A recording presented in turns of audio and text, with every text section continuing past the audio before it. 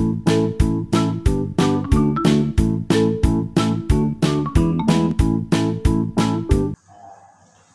selamat pagi. Selamat pagi, Pak. Ini gimana kabarnya? Lama nggak ketemu karena ini WFH gitu ya? Baik, Pak. Tapi karena wabah COVID-19 ini jadi harus lebih banyak di rumah. Tapi ini penting, jadi saya usahakan ketemu Bapak ini. Oh iya, iya. Tapi kan kita tetap jaga physical distancing ya kan Bu ya? Begitulah, Pak. Saya merasa tertekan akhir-akhir ini. Oh, ya saya sudah baca dari WA Ibu. Nah, nanti akan kita diskusikan bersama, ya kan? Nah, tapi karena Ibu mintanya adalah konseling, ya kan? Jadi kita tentu saja kita tetap pegang prinsip-prinsip konseling, terutama adalah asas kerahasiaan. Jadi apa yang kita bicarakan, ini nanti kan tetap kita jaga privasinya. Saya juga akan menjaga privasi dari Ibu. Jadi nanti Ibu pun juga akan lebih nyaman. Saya mohon juga ada keterbukaan dalam bercerita supaya nanti saya juga lebih mudah untuk bersama-sama membantu menyelesaikan masalah dari Ibu. Nah, jadi saya juga mohon izin dari Ibu. Nanti ada beberapa hal yang akan saya catat dan mungkin saya rekam dalam penjelasan Ibu supaya nanti kita tahu bersama, kita cari bersama tindak lanjut apa yang tepat, dan nantinya Ibu juga akan semakin nyaman. Baik, Pak. Saya sepakat. Ya. Baik, sekarang pertama saya minta Ibu untuk menceritakan, kita akan identifikasi masalah dulu. Apa sih yang Ibu hadapi akhir-akhir ini, karena tadi kan Ibu mengatakan merasa tertekan. Terima kasih, Pak. Mohon maaf sebelumnya ini saya membawa coretan karena takut nanti ceritanya ada yang tercecer atau lupaan.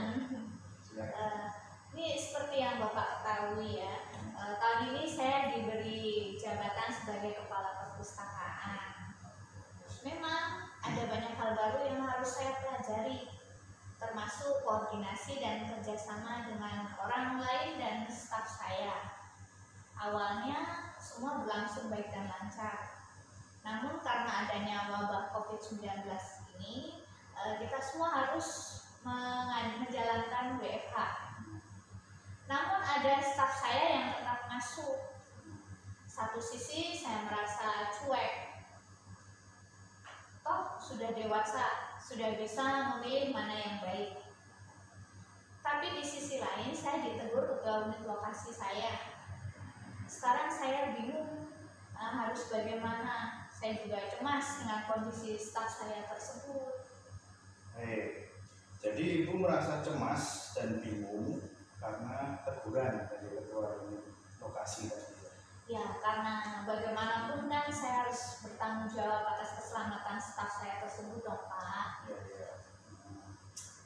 Oke, saya bisa memahami karena Ibu menyadari Ibu memiliki tanggung jawab terkait tugas sebagai kepala perpustakaan. Ya. Kan?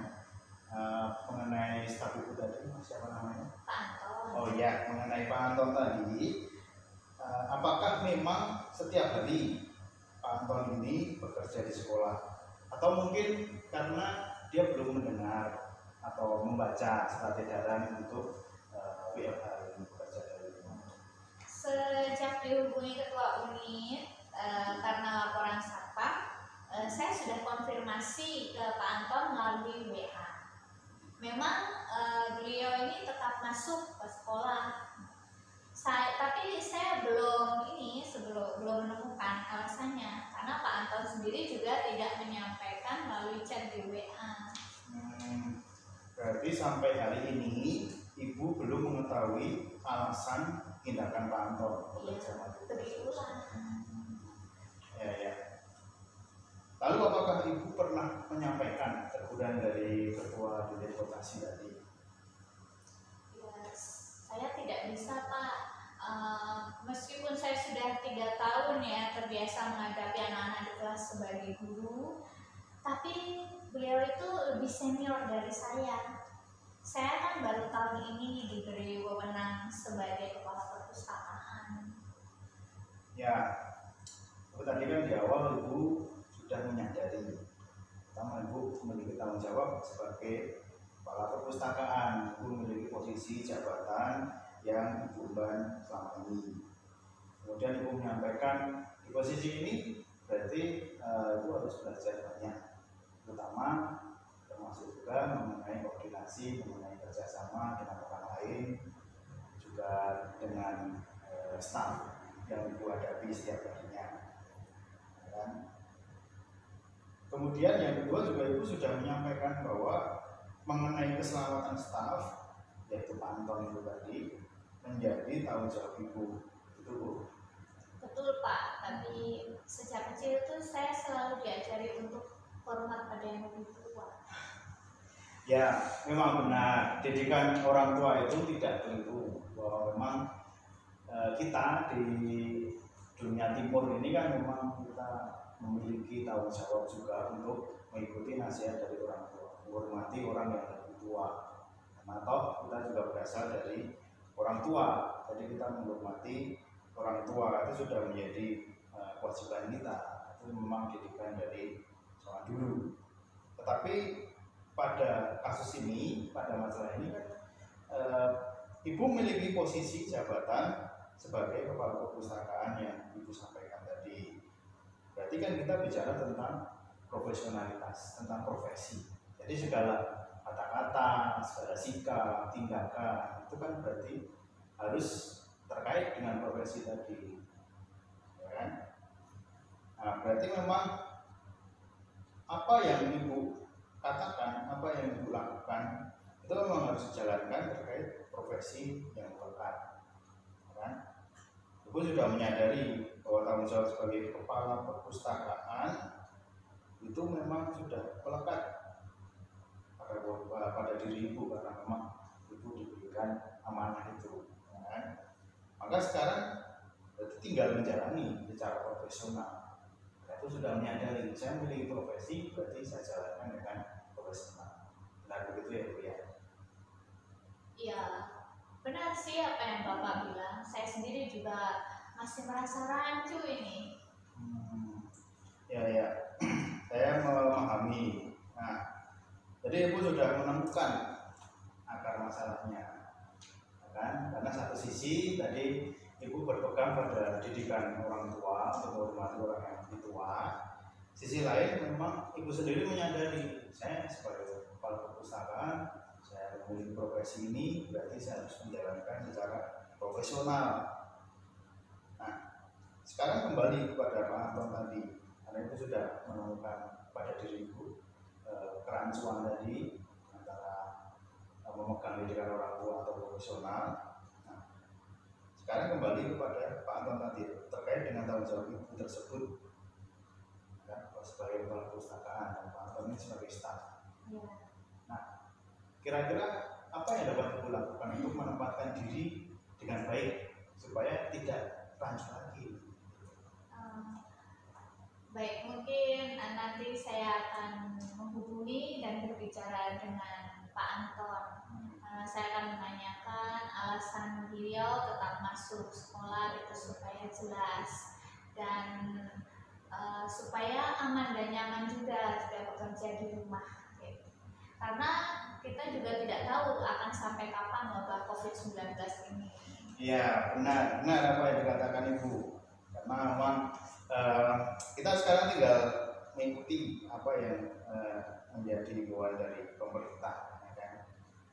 Nah, jadi dari sesi konseling ini, Ibu sudah menemukan tadi akar masalahnya masih rancu tadi, masih berada di tengah-tengah antara menjaga tradisi atau didikan dari orang tua dan juga menjalankan profesi dengan profesional, dengan profesionalitas, kan?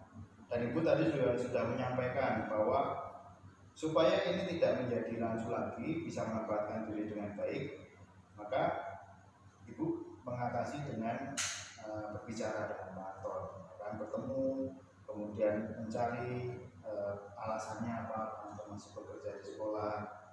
Maka saya masih akan menunggu kabar dari Ibu supaya kita tahu bersama perkembangan masalah yang Ibu hadapi ini seperti apa. Itu sendiri sebagai pribadi itu menjalaninya seperti apa, kemudian dengan bahan-bahan seperti apa supaya sama-sama nyaman, supaya sama-sama bisa bekerja dengan baik gitu. Apakah masih ada yang akan Ibu sampaikan? Tidak Pak, terima kasih untuk pertemuan kita. Saya merasa diyakinkan untuk mengemban amanah ini. Saya pamit dulu ya Pak, karena menurut himbauan pemerintah ini ada pembatasan waktu untuk kumpul-kumpul ini. Iya. Baik, terima kasih Ibu, terima kasih kita sudah bertemu hari ini.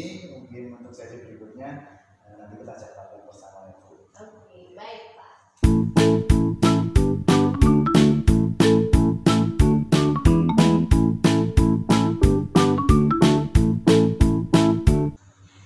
Silakan duduk Pak Anton. Terima kasih Ibu. Saya sengaja nih pengen ketemu Bapak.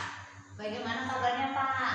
Ya, saya sih gini-gini aja Bu kabarnya. Masih kerja di sekolah?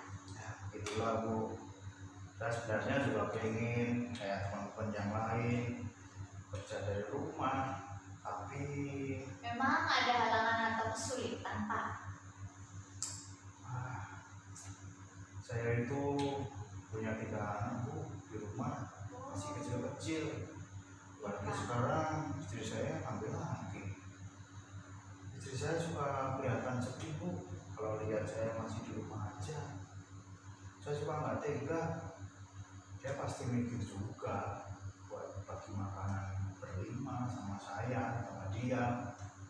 Apalagi kalau ponakannya datang yang barusan lulus SMK, lalu masih nganggur Bu. Dia suka minta makanan ke saudara-saudara, sana kemari. Makanya saya pikir saya lebih baik sekolah aja Bu.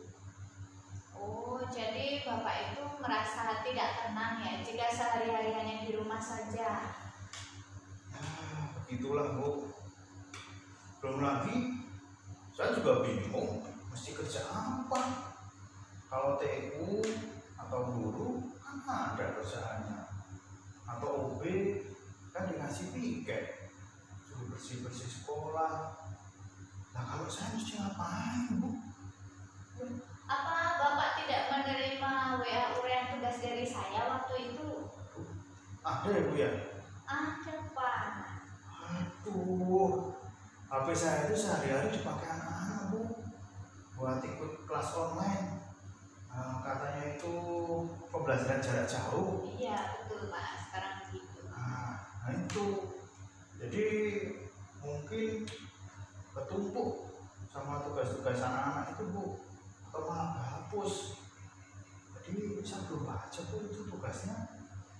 Wah Pak, saya pikir semuanya berjalan dengan baik karena tidak ada laporan kendala selama ini. Ya kalau dari saya kan memang merasa nggak ada kendala Bu. Saya masih bisa kerja di sekolah, masih bisa ke sekolah. Tapi Bapak tahu kan ada himbauan dari pemerintah atau surat edaran dari yayasan terkait wabah COVID-19 itu loh Pak? Iya Bu, saya tahu. Ya juga sering baca berita, sering baca blog WA kalau pas sampai saya dipegang saya. Tapi mau kemana lagi? Baik, begini Pak. Mengenai uraian tugas, sebentar ini Pak, supaya bisa dikerjakan dari rumah. Mengenai kendala keuangan, saya akan bicarakan kepada ketua unit supaya diberikan insentif yang sesuai dengan ketentuan. Atau mungkin juga bisa dijadwalkan sesuai atau sama seperti teman-teman OB supaya ada solusi untuk keuangan Bapak. Saya akan kabari segera ya Pak melalui telepon. Gimana Pak? Bisa dipahami? Waduh Bu, terima kasih Bu. Baik. Sementara ini saya akan laksanakan sambil nunggu telepon dari Ibu. Terima kasih atas kerjasamanya ya Pak. Sekarang Bapak bisa beres-beres dulu lalu bisa pulang. Ya, terima kasih Bu ya.